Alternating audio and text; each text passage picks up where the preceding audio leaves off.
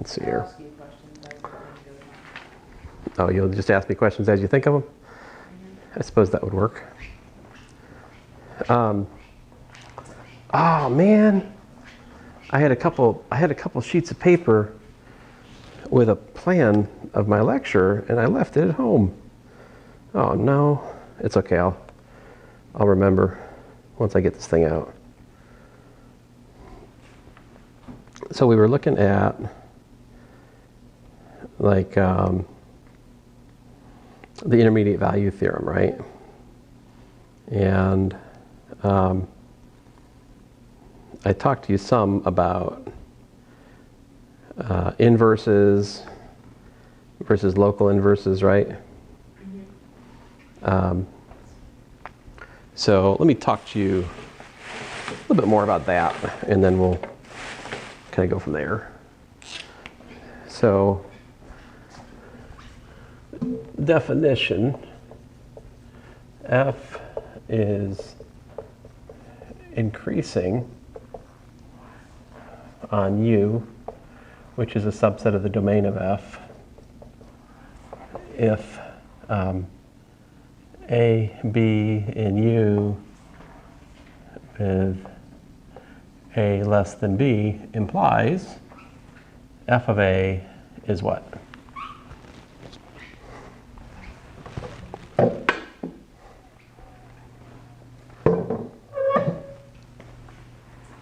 What does it mean to be increasing? It means that the derivative is positive. No. F doesn't even have to be differentiable. Now you're right. If f is differentiable, then we can prove that the derivative being positive gives increasing.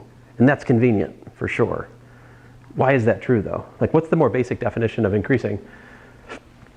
If you have A less than B, it implies that f of A is less than or equal to f of B. See, there's no calculus here, right? So that's... And it's decreasing if the same rigmarole implies what? F of A is greater than or equal to f of A. Right? So if you put both of these things together, then what happens? What if you have a function is both increasing and decreasing?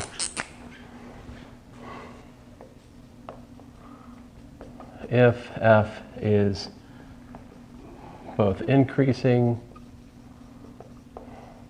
and decreasing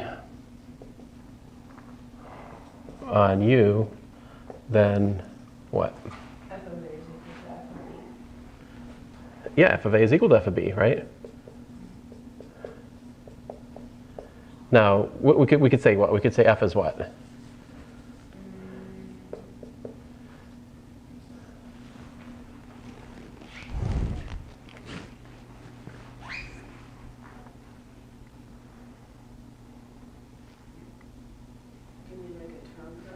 Yeah, like what do we call that kind of function? That's, you said f of A is equal to f of B. What A and B does that hold for? A and B that are equal to distances from the minimum or maximum. No. Look here, it just says U is a subset of the domain. You have 2 points in the domain, right? I mean, this is a subset of the domain, right? U is just some set. So we could say that f is constant on U, right? It's constant.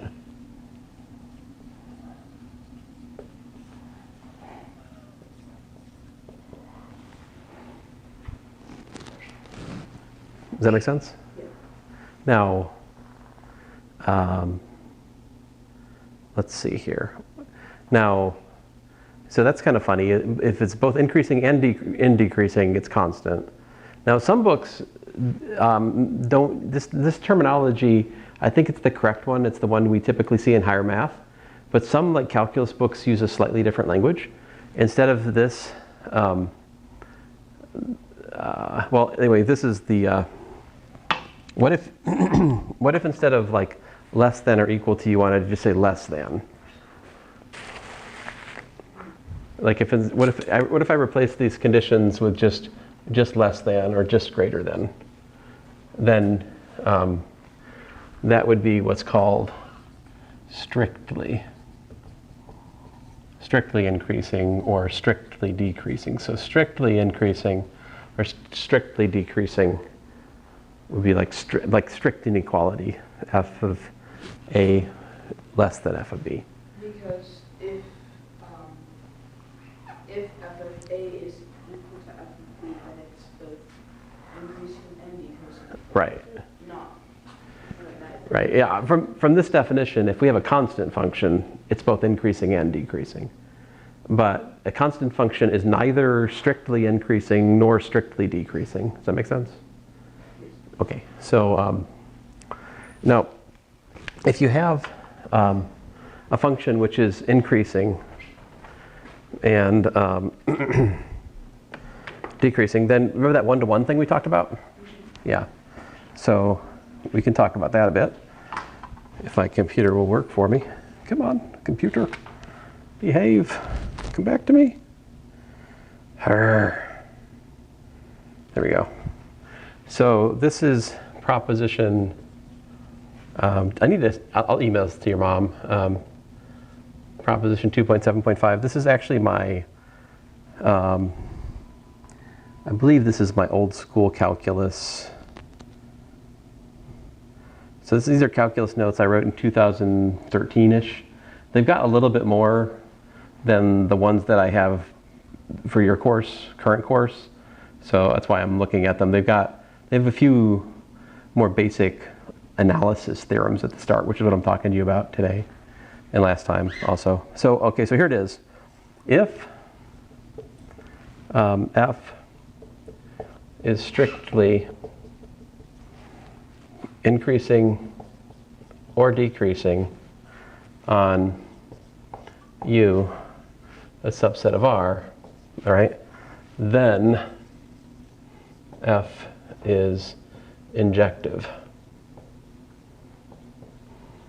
on U. See if you can prove this. What do you think?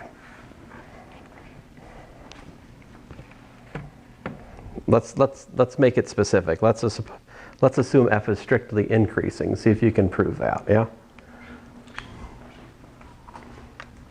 Let's look at the proof. We'll look at it together here. So let's assume F strictly increasing on some subset U of R, right? We want to prove that F is injective on U. What should we do? We should look at a pair of points, right? We should be like, let's let, we could use like x1 and x2. We could use a and b. What do you want to do?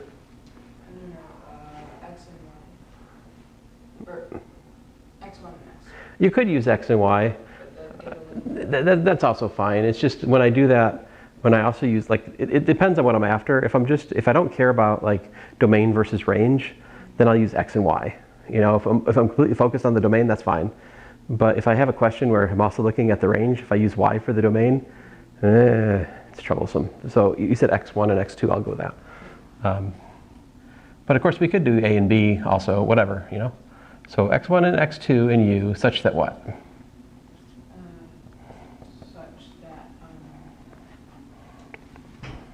What's the, injective means what? If we put, it means that f of x1 is equal to f of x2. now it doesn't give us that. It means if we assume that that's true, that implies something, right? If this is true, then what? Then, well, if that is true, of an injective function. Yeah, then that's basically what I'm trying to get to. Right. Is that x1 is equal to x2. Right, so we'd like to show x1 equals to x2, or exactly. That's the objective of the proof now, is to show x1 is equal to x2, right? So because of the properties of the real numbers we talked about last time, the axioms of the real numbers, there's three possible cases for x1 and x2. Either x1 is equal to x2, x1 is less than x2, or x1 is greater than x2. That's it. Those are the three cases. So case one, right? If x1 equals to x2, we're done, right? Because we've proved that f is injective, because f of x1 equal to f of x2 implies x1 equals to x2, so we're done. Yay. So then what's the other possibility? Case 2. Case 2, x1 is less than x2. Right, if x1 is less than x2, then what? So, assuming it's strictly increasing, which we have there, that means, and both of them are in U, then f of A is less than f of B by your definition. Oh, okay. I'm sorry. I'm not disagreeing with you. My brain skipped. You're saying what up there? So In- you have that f is increasing Yeah. strictly increasing Okay. on U. Oh, so you're saying f of what? F of F of x. Okay, so f, the function, is strictly increasing on U. right. And we have that U is a subset of the reals. Yeah. Is f continuous on reals? We didn't even talk about that here. So, but you can think about this being x1, right? And think about that one being x2. Yes. So then I said, we already have that A, x1, and B, x2 are elements of U, and A, x1 is less than B, x2. Therefore, f of A is less than f of B. Right. That's what we had up there. Right. But that contradicts our statement up there. And by the way, Oh, yes. Thus, yeah. So, does it matter Very good. so basically you didn't say that x1 and x2 are part of the domain of f? Oh, well, it's not part of, well, okay, so I am assuming, fair enough, I really should, yeah, it is, there's a presupposition here, right? Let U be a subset of the domain of f. That you're right, I should say that at the start. That's assumed from out. Very good, yeah, we should say that. To be careful. And assuming the case 3, if x2 is less than x1.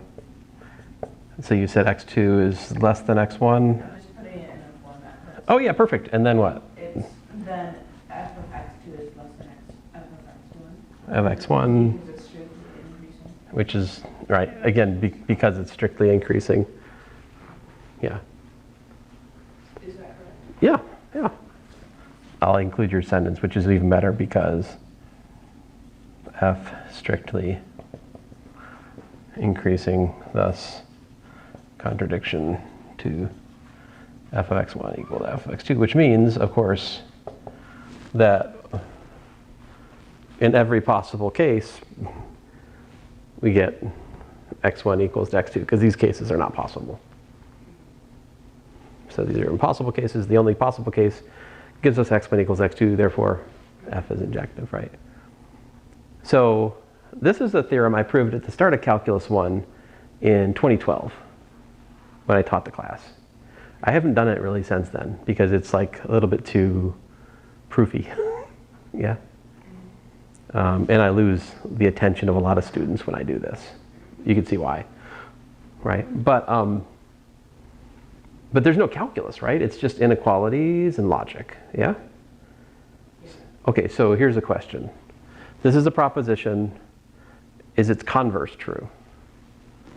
What about the converse to this proposition? Is the converse to the proposition true?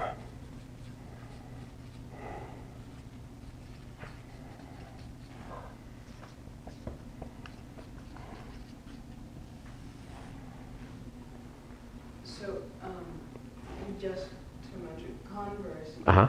is if Oh, that's the contrapositive. Right, the converse to a implication is simply, so if the implication is P implies Q, like the reverse implication, it's also called Q implies P, is Q implies P true? In other words, if F is injective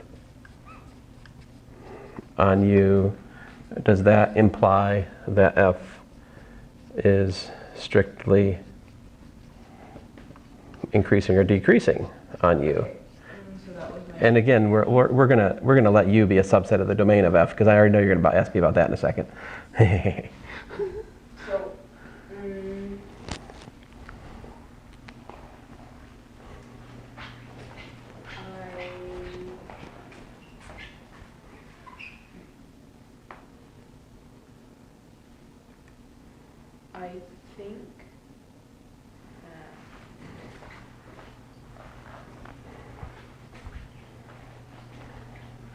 I think that it is true.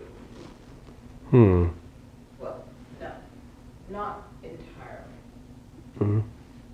Because if it were perfectly flat, and you picked x1 is equal to 3. But it can't be flat because it's increasing, right? Actually, no, never mind. Never mind. No, you said the only statement that we have is projective on you. Yeah. So, never mind. Yeah. Has to pass the. It's completely true. Right. It has to look like this, right? Right. So this is the function. It's got to pass the horizontal line test, right? Are there no functions which can pass the horizontal line test and yet aren't always increasing?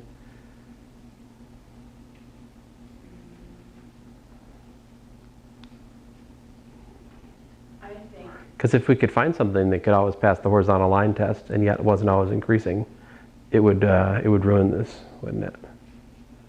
So, if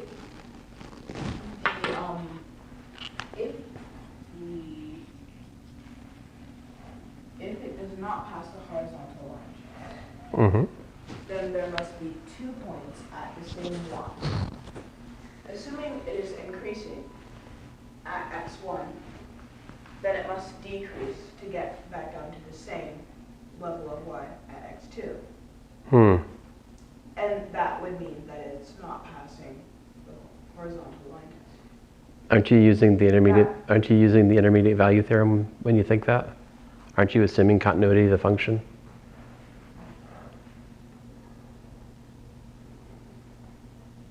Like, if it had jumped discontinuity, so it broke here and then went back down to here, then it could like not pass the horizontal line, but still be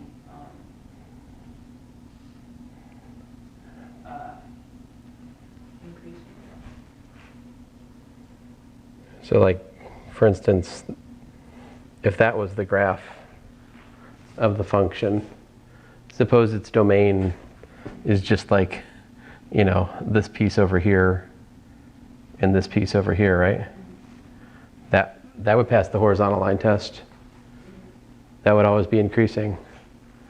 But what could you do between those two and still pass the horizontal line test? Right, so like if you look, all right, so here, that's that level. This is this level, right? And maybe the higher one is y1 and the lower one. Okay, sure. Y1 and y2, yeah. So that you could draw a line at just right there. Yeah. And going from y2 Oh, not touching. How about this? What if we do that? Yes. That's probably what you meant.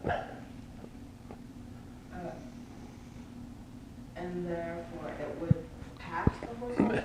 That's right, yeah. But it would have a change in derivative. If you have f of x1 equal to f of x2 for that function, it forces x1 to equal x2. There's no way you can get f of x1 equal to f of x2 for x1 and x2 distinct. And yet, it is not increasing. Sometimes increasing, sometimes decreasing, sometimes increasing. So these are the kinds of things we have to think about. Yeah. So the answer is no, it's not true because of this counterexample. But oftentimes it would be true. I mean, there's a lot of cases where injectivity does imply strict increase or decrease, right? You could prove it for a continuous function. I think so, yes. Let's see here. So that other thing you're talking about, the derivative, let's talk about that for a minute. So I'll stick with that, sorry. So you remember the mean value theorem, right? Mean value theorem says that if f is continuous on a to b, I think closing from a to b, and differentiable on the open interval from a to b, then there exists c in here such that f prime of c is equal to f of b minus f of a over b minus a, right? So that's the mean value theorem. What it says is that the average rate of change for the function is equal to the instantaneous rate of change for the function somewhere, right? Like an application of this to velocity would be if you, on the way home, you know, if your house is what, like 5 miles from here, and if your mom took 5 minutes to drive home, that would mean that she drove 60 miles an hour all the way home, which would be pretty impressive given today's traffic and also, generally speaking, speed limits. But what the mean value theorem tells you is that if you're driving average velocity is 60 miles per hour, then at some point between the time you leave the parking lot here and the time you get home, your instantaneous velocity is 60 miles an hour. That's an application of the mean value theorem. Of course, in practice, we know that the actual speeds are above and below it. If you, right, you can't have an average speed of 60 without going over 60 somewhere, which your mom would never do, of course, because she drives the speed limit. Correct, yes? Yes. I thought so. So boring. Let's see here. I'm just kidding. That's good. Of course, I drive the speed limit too, relative to some frame of reference. But By the way, what would happen as you made A and B closer together? oh, then I suppose that this becomes the difference quotient, and that just becomes the derivative, right? Like in the limit as b goes to a, would be a different way of writing f prime of a. I mean, you could, well, anyway. So suppose f is strictly increasing, right?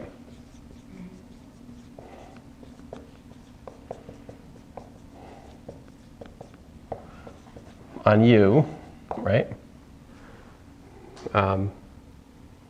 Then, and a and b are elements of u, right? With, let's suppose a is less than b to keep it natural, all right? Then what does that mean? Then f prime of c is equal to, you know, f of b minus f of a, you know, over b minus a, right? But if they're strictly increasing, so what's strictly, you know, Jacob, I like to think of strictly increasing in a more operational sense, in the sense that a strictly increasing function is one which preserves inequalities. In the sense that if it's strictly increasing, this implies f of a is less than f of b, right? And strictly decreasing reverses the inequalities. Yes. So that's a nice, like, quick way to remember what that means. But also graphically, it's just natural. But the larger point here is that this means that what's f of b minus f of a? F of b minus f of a is positive number. Right, positive. Oh, very good. So this is, and b minus a is positive by assumption, right? So you got positive over positive, which is positive. And so that's why we know the derivative positive, excuse me, I gotta say it the other way around. If f is strictly increasing, then the derivative is positive. it is possible for the derivative to be 0, and yet for f to be strictly increasing. The example of this would be the cubic function. Like the cubic function, this guy, right? That's a place where f prime of x equals to 0. Yet the cubic function is increasing on the reals. So the converse to this result, this is an implication. Like the strict increase implies positive derivative. So I guess technically you could not squeeze and be close enough to 0 to get b minus a to be 0. Well, a and b are fixed here. I'm not varying them, but what are you thinking? Take them as close as you can to 0. Oh, okay. Each. Yeah. Then b minus a would be a really small number. Yeah. But it would still be a positive number. If we assume that, yeah. So there's no way you could squeeze it close enough together such that Yeah. a is less than or equal to. Yeah. Now I think you may feel like there's a hole in our discussion at the moment, like there's something missing, right? You have that feeling? And I think that something missing is continuity. Like once we get continuity, and so really the things we need to add to this discussion to make it natural are continuity and also the assumption of connectivity. So like if U is a connected set, that means that essentially it can be drawn on the number line without lifting your pen. So the connected intervals are either the singletons, open intervals, closed intervals, half open, half closed, raised to infinity either way, and raised to infinity either way in the sense that they either include A or don't include A, and the whole real line. There's 10 kinds of connected subsets of the reals. Anyway, so here is my next theorem. Come on, come back to me, computer. Oh, don't do that.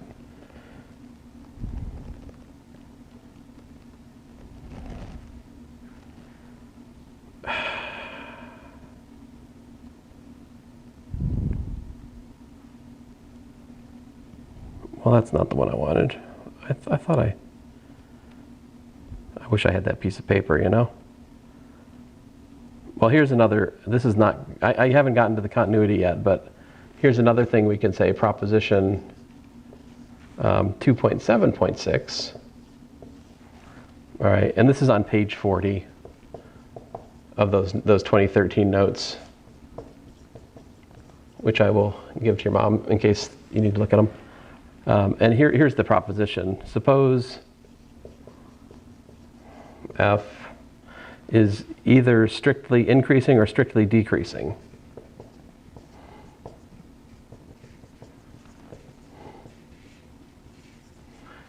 All right, on U.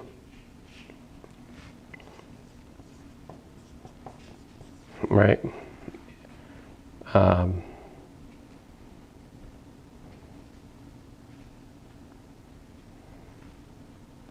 Then F inverse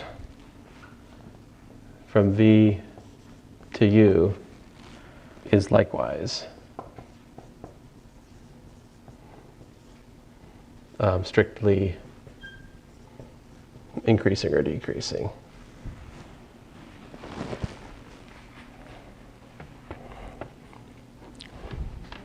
I guess to say it more fully, if f is strictly increasing or decreasing on U, then the inverse function exists where what is V? V is equal to f of u, right? We just we just make v equal to f of u. That makes the original function onto, and makes the range of the function the domain of the inverse function, right? And we can define the inverse function because f inverse is, f is strictly increasing, right? Which means that it's 1 to 1, because we just proved that, right? Right, yeah. Okay, so we can do all that. Basically, what I'm trying to say is the existence of the inverse function is already true because of our previous proposition and what we talked about last class. You know, that we need injectivity to define the inverse, right? So then the question is, why is this strictly increasing and decreasing? All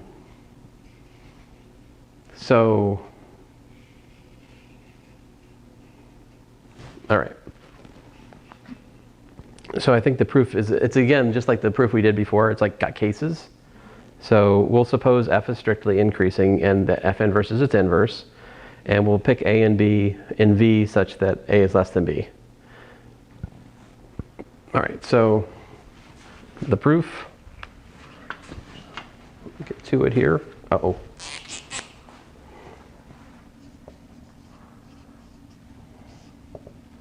You know, f strictly increasing. And let's let a and b be elements of v with a less than b, right? And also let f inverse of a equals to x and f inverse of b equals to, hey, look at this. I'm using x and y like you wanted to. So, great. Now what would we like? We'd like to prove that f increasing implies f inverse is also increasing, right? Okay, so we have a less than b. Now we need to look at, you know, so we need to analyze f inverse of a versus f inverse of b, right? There are three cases. Case number one, if f inverse of a is equal to f inverse of b, right? Well, that implies what? That implies that f of f inverse of a is equal to f of f inverse of b, which tells us what? A is equal to b, right? But that's obviously a contradiction to star, right?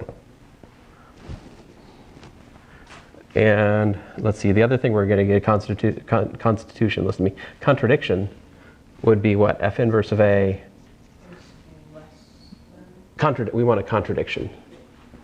So b is greater than a, so it'd be that f inverse of a is greater than f. Right. In other words, that would be the case. If that was the case, then it's not. This would mean f inverse is not strictly increasing, right? Because strictly increasing would mean a less than b implies f inverse of a is less than f inverse of b. We preserve the inequality. So again, but f is, what is f is what? F is strictly increasing. So it preserves inequalities, right? So we have f of f inverse of a is greater than f of f inverse of b, right? Which implies that a greater than b, which of course is a contradiction to that. And so the only case left is that f inverse of a is less than f inverse of b. That's right. Thus f inverse of a is less than f inverse of b. Hence, right. F of inverse of a is less than f inverse of b. Oh no, that's it. We're done. So at this point we have thus f inverse of a is less than f inverse of b. Remember, we assumed up here a is less than b. We've now shown this is the only possibility, right? which shows what therefore f inverse is increasing. strictly increasing, to be fussy.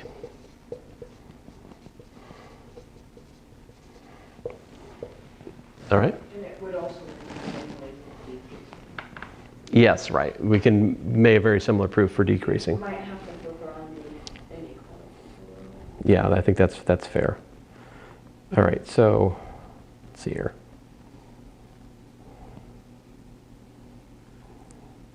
I'm trying to find, there's like one other theorem in here. Where'd that theorem gone to? Maybe I put it in another chapter. So this is all leading to what I call, well, it's not just me, but what people call the inverse function theorem. The inverse function theorem concerns when is it possible to find the inverse of a function, right? And all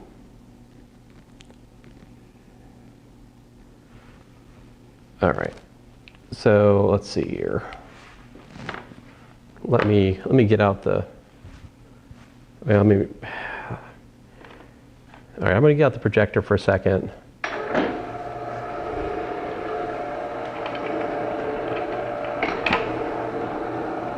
I was hoping we'd have more time today, but I have to get back home by 5 o'clock for dinner because Isaac is going to some friend's baseball game in some place, I don't know.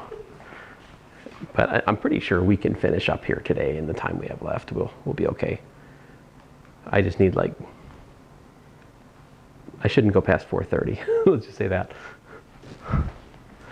So, all right. So here is page 93 in these notes you don't yet have. And, whoa, yowzers. And here's a theorem. If U is connected and F is continuous, then F is 1 to 1. If and only if it's either strictly increasing or decreasing. That's the theorem that we want.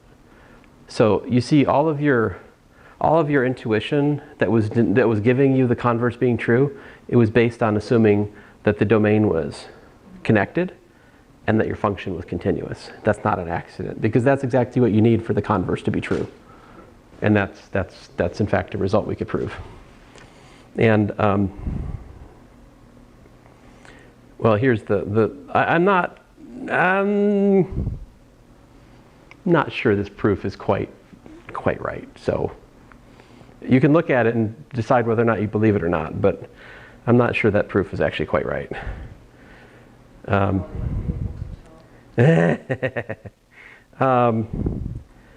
at a minimum, I've changed notation. Like I start out with F from A, B to C, D, but then later I'm dealing with like a U and a V, and I have a suspicion that I just, like I said, I don't think it's quite right. I think I changed notation from when I started typing the proof to when I finished. But what the proof boils down to is like looking at subintervals of your connected set and like studying what happens on those subintervals and using the continuity to piece things together. And it's not entirely trivial. This proof is not entirely trivial. It probably take me a half hour to do it properly. But I want to not focus on those technical details with you guys today. Guy today. But instead, look for the next result here is if you have a function that's continuous with inverse, f inverse, then the inverse function is also continuous. So if you have a function which is continuous, and if it's invertible, the inverse to a continuous function has to be continuous itself. And the proof of that is here. This proof is probably fine. So like, to show that the inverse function is continuous at y naught, I have epsilon greater than 0. I let x equal to the inverse of y naught. This is a genuine inverse image. It's the value of the point y naught under the function f inverse. I let delta be the minimum of the value of the function at x naught and x naught either minus or plus epsilon. And then I suppose y is like this. Then I note that if that's the case, then of course y is less than y naught plus delta. I think I've assumed that y naught is, well, it doesn't matter.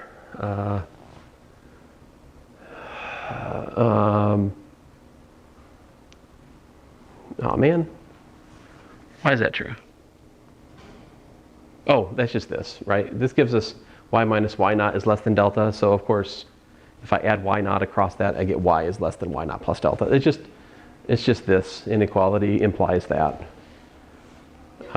And then, okay, so but then y naught is equal to f of x naught, and delta is equal to that. Well, it's not equal to that. It's not an equality, right? It's less than or equal to that. So it is the minimum of this and that. So in particular, I can replace delta by this expression, right? And if I do that, then I get f of x naught plus epsilon, right? But on the flip side, I also have that y is greater than y naught minus delta. Which is greater than or equal to f of x naught. And basically the inequality split. Yeah, so this time I use the other part of the estimate for delta. I instead of plus, I did the minus one, and that gave me this. So I have y is both less than x naught plus f of x naught plus epsilon, and it's greater than f of x naught minus epsilon. In other words, I have this. I have y is between this and that. But since f is continuous and invertible, it follows from the previous proposition and ultimately the intermediate value theorem that f inverse and f are either strictly increasing or strictly decreasing, right? Which then would give me what? What would it give me?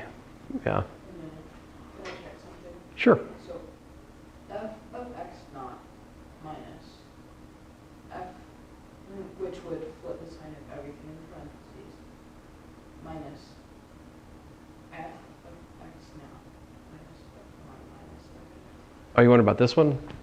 No, I'm looking at the one on the top, under, then on the other side. I'm just checking it. Yeah, it's on, sorry. Okay, I just messed something up in my head. that's fine. Let's see here. So, I thought that the negative out front and the negative oh, that's not would cancel out and it would be plus, and it's not oh, would be f of x not outside, so it'd be yeah, that does look like that. but I'm not sure if I'm correct. I think you are correct, which means there is a typo in this proof at least. Let's see here.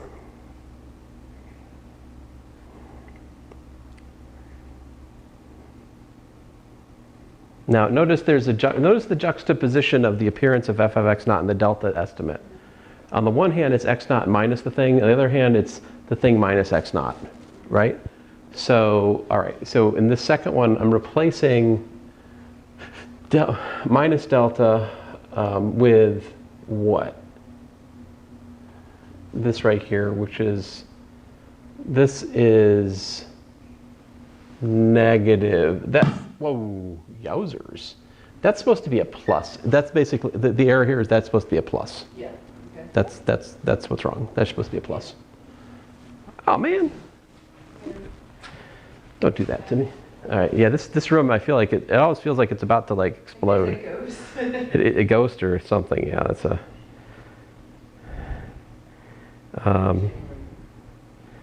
okay, so, yeah, thank you. I need to fix that to a plus right there. Note to self, page 94, put plus. All right, so where was I? Sorry about that. No, that's good. I very much appreciate that, Jacob. So we got this is less than epsilon, which of course is that. And I think that's what I wanted to prove, right? Because I'm trying to show f inverse is continuous. What have I done? I picked a point y, right? Well, I guess I picked how to say this. This proves that f inverse is continuous at y naught.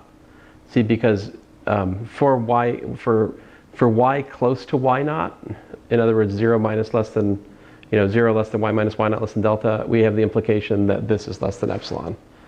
And so therefore, the inverse function is continuous. I'm arguing that we also know that from our previous theorem that we just were talking about, we know it's increasing or decreasing, strictly increasing or decreasing, right? The new thing here is proving that the inverse function is continuous. We already talked about the fact that if the inverse function exists, it has to be strictly increasing, right? Yeah, if the original function is strictly increasing. All right. And then I use these things to help build up the theory of limits for all your elementary functions. And,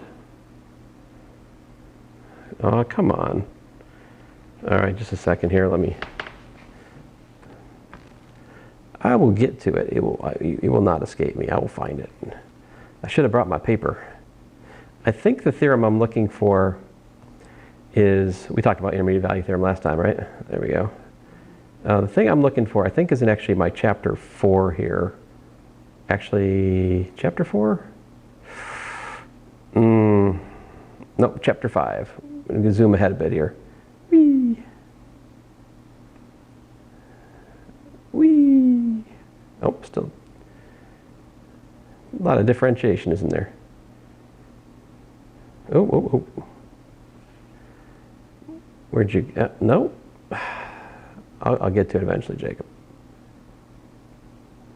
I guess I could go back to the table of contents, but that feels like cheating.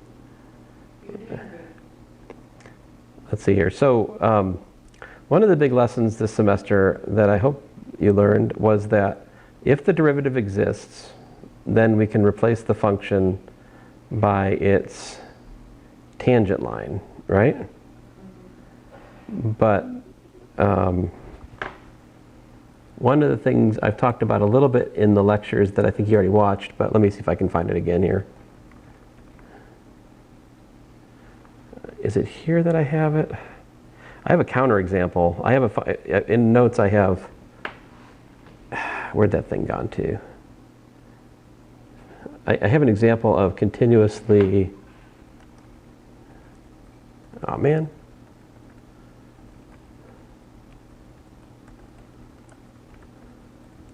Whoa. Yowzers. That's a bit long.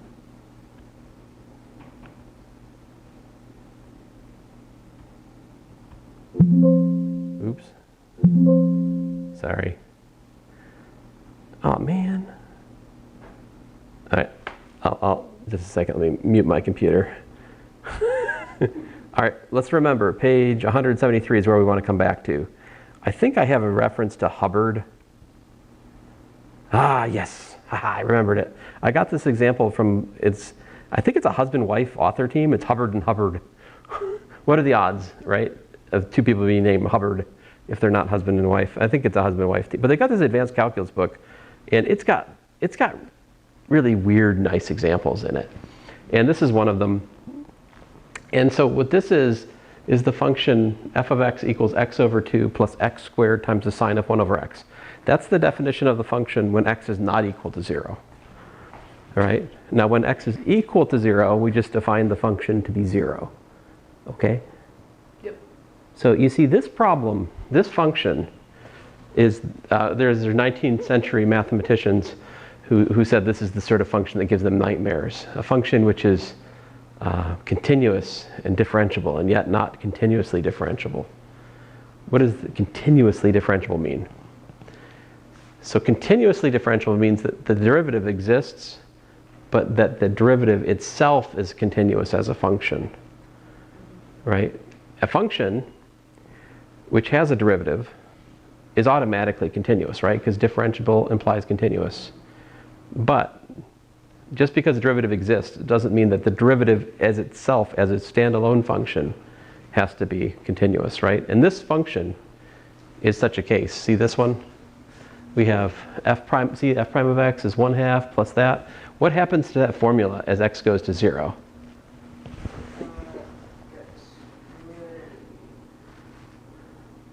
Like the half is a half, right? So half is whatever it is. And the x and the sine 1 over x, I think limits to like, it's not bad. I think that limits to like 1. So I think those two pieces limit to like 2.5. So I think if we had a scale on this graph, we'd see that it's going between like 3.5 and what's 2.5 plus 1, 2.5 minus 1, like 3.5 and 1.5, I think. See, because basically the first two terms there, they're behaving okay. You can see the one from like L'Hopital's rule, all right? But the cosine 1 over x, that just oscillates, which is why the graph of the derivative looks like this.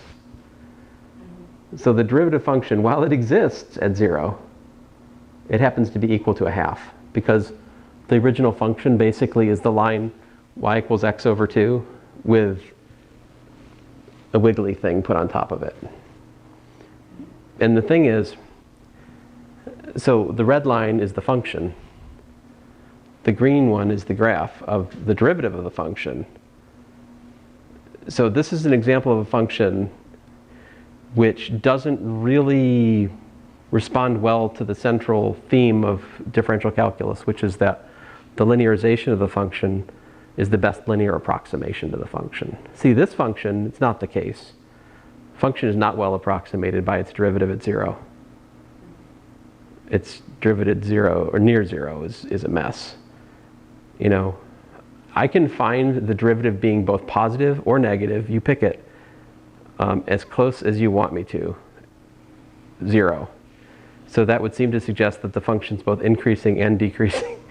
And I mean, it kind of is true. Like the function is increasing and decreasing on arbitrarily small intervals close to the origin. It's got this like horrible oscillation.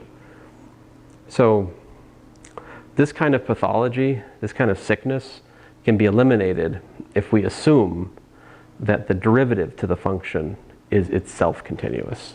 That's what's called a continuously differentiable function. The nicest theorems we have in calculus are for continuously differentiable functions. Almost everything you know of, like polynomials, sine, cosine, exponential, cosh, sinh, hyperbolic tangent, inverse hyperbolics, inverse of all the hyperbolics, inverse of all the trigonometric, all that stuff, it is all continuously differentiable. So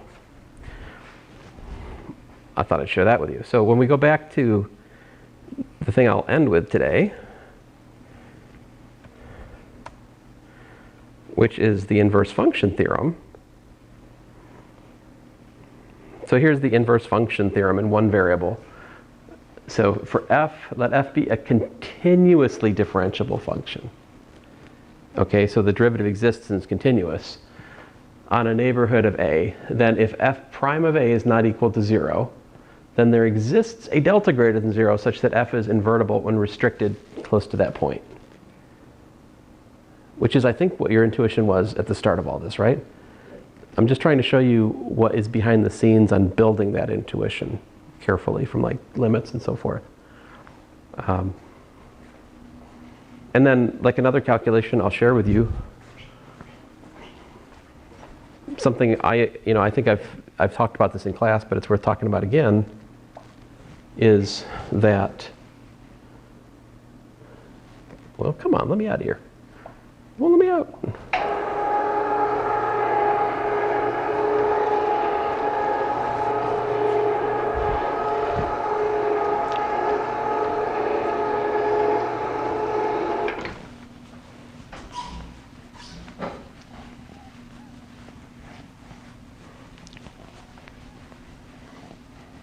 So like suppose the function is, whatchamacallit, continuously differentiable. Oh, you already got it? Yeah, I just need to fix the zoom, but thank you. So, perfect.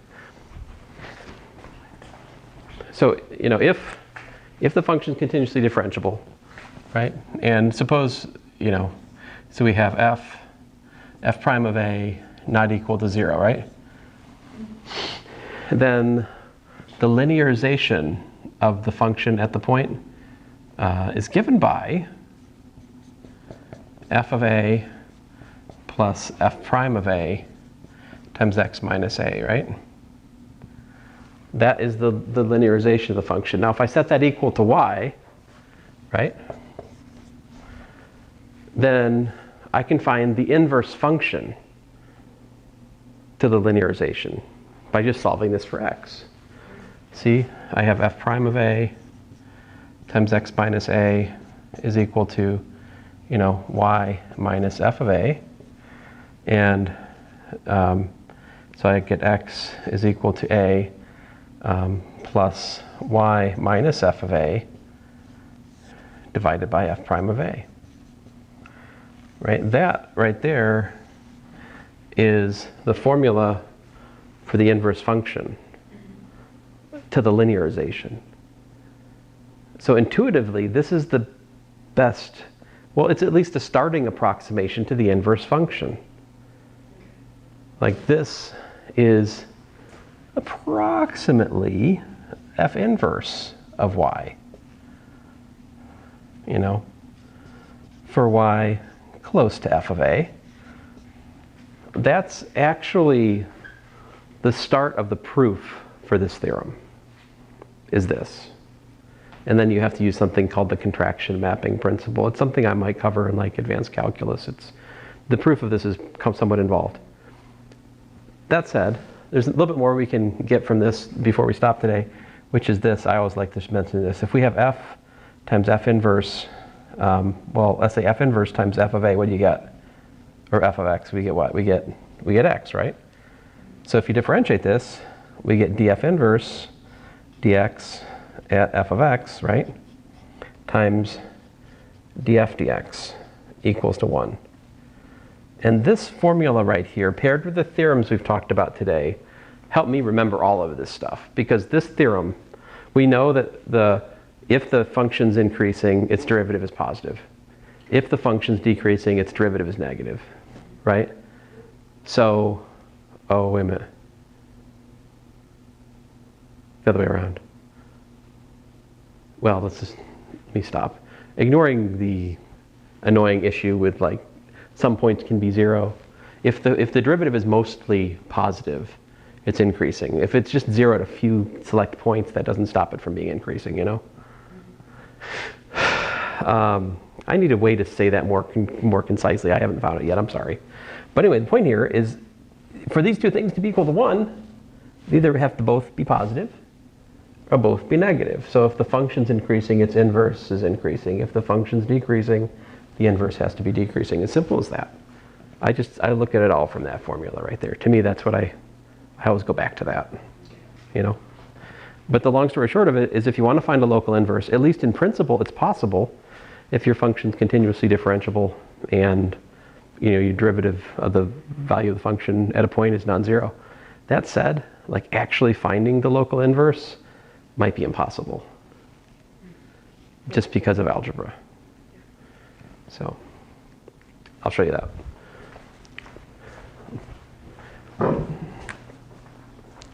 Like you might have, f of x equal to, x to the 4th plus 3x cubed minus 7.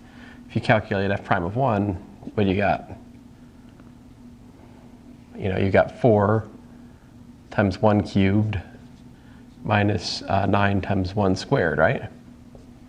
Which is not equal to 0, right? Therefore, a local inverse to that function exists close to 1. Can you find its formula? I mean, maybe not. It's kind of like dicey, right? It'd be hard. You'd have to set that equal to y and solve for x. That would be very challenging. Yeah. But you could find its tangent line and find an approximation for the inverse. That wouldn't be hard. So anyway, I guess that's it. Have a good summer.